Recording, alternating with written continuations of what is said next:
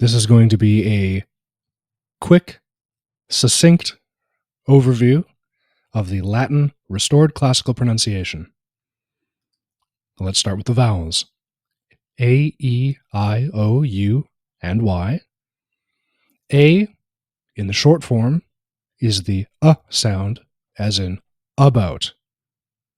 The long A is the as in father. So or ah. Latin examples, ud and Romanus. Ud Romanus. The classical A never sounds like the A's in cat or Kate. So no a and no a. It's only and ah. Now for the letter E. The short is as in get, and a as in cake. So that's where we get that sound, which in English a can often make. Latin examples are sed and separus. So and a. As for the letter I, the short version is as in kin, and the long e as in machine. So and e. Latin examples, in, liber, in, liber, e. The letter O, in its short form, is the O as in ought. Long is the O as in go. Latin examples, nox, known, nox, known. As for the letter U, we have the as in the word book, and the long form is oo as in food. So book, food, oo. Our Latin example word is the word for wall, and we have both versions of U making an appearance. The first is the long, the second is the short. So murus, murus, food book, murus, murus. That's the word for wall, by the way. We get the word mural from that. Moving on. So nowadays, with the letter Y, or upsilon, it's completely permissible to treat it the same as the Latin I. So I and E, that sound. However, in the official, proper, restored classical pronunciation, this letter comes from Greek because it mostly appears in Greek loanwords, and the sound that it makes is actually the sound that exists in German and French as U. And the way you can make this, if you want to make this sound, is take an E sound with your mouth while rounding your lips to make an O shape. So you push an E sound through an O shape. Now I'll make the E sound and I will slowly round my lips so you can hear the transformation of the sound. Here we go. E, U, U. And that's how you make the German umlauted U and the French U, which is the Greek upsilon, which is the letter Y in classical Latin. That all being said, back to the first point. If you can't do that, or you don't want to do that, perfectly fine to just go I and E like the Latin I. Now, diphthongs. These are vowel clusters, vowel combinations. First one is AE. That makes the I as in aisle sound. OE is the oi as in oil. AU is the ow as in how. If you ever hear a German person say they went to Austria for the weekend, that is the very continental way nowadays of pronouncing AU. And EU is another continental sound. This is the sound. Both French and German have this sound to this day. And it's like, again, you're making that O sound, but you're pushing like an R sound out of it. So round your lips and try to go R.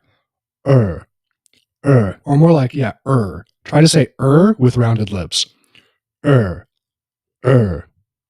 of course, with modern Anglophones speaking Latin, I've heard a lot of splitting those sounds up into eu, like Europa, and that seems to be permissible, but to be truthfully authentic to the original, it would be Both, I believe, are accepted.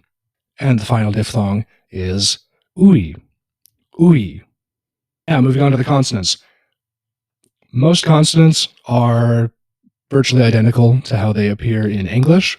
The ones that are added to this list are the ones which are similar to English but have tighter rules or are completely different altogether. Starting with the letter C. C will always sound like the C in can, never the C in menace. And it's also never going to make a ch sound. So no s, no ch. Always k. It's a K sound. It's never Caesar. It's never Cesare. It's Caesar. As for G, if we look at the word engage, there are two different kinds of Gs. One of the many reasons that English is very complicated. G in classical Latin is always going to be the g sound, the first G in engage. It's never going to be the j. It's never going to do a j. You can't zhuzh in any G's anywhere. It's always going to be g. And I technically can act as a consonant, and when it does, it's going to be the y sound, as in yeet. Alia jacta est. The die is cast. Very famous quote from Caesar. And you can hear that the I is in fact being yeeted. So, alia jacta est. Ya. N, pretty well the same as English, except when it makes an ing kind of sound before C and G, Q, or X. That's something that happens, sort of occurs naturally. Your vocal apparatus tends to want to make that sound with an N before C, G, Q, and X, so it's less something to memorize and more something to just be aware of. And the most controversial Latin letter is the letter V. The internet is full of videos correcting veni vidi vici and saying that actually, technically, it's weni widi wiki. And yes, that is true, even though it sounds sillier. I think it sounds sillier. Nevertheless, it is proper classical reconstructed Latin, veni vidi vici. That being said, veni vidi vici is still correct. It's the ecclesiastical pronunciation, which is the Latin of the Roman Catholic Church across the world and in the Vatican. And you could say that technically that's the more correct version because that's the Latin that is actually spoken and used nowadays as a living language, but I digress. That's beyond the scope of this conversation. For now, know that the letter V is the W in wine. The letter X, it's the K, it's the X sound, X. Never the Z in xylophone. That's an English thing. It's always X. And Z makes the Z sound, as in Mads Mikkelsen. Z. That being said, the regular Z sound, as in buzz, is commonly accepted. Technically, though, properly, it's supposed to be the DZ. Z. Consonants followed by the letter H.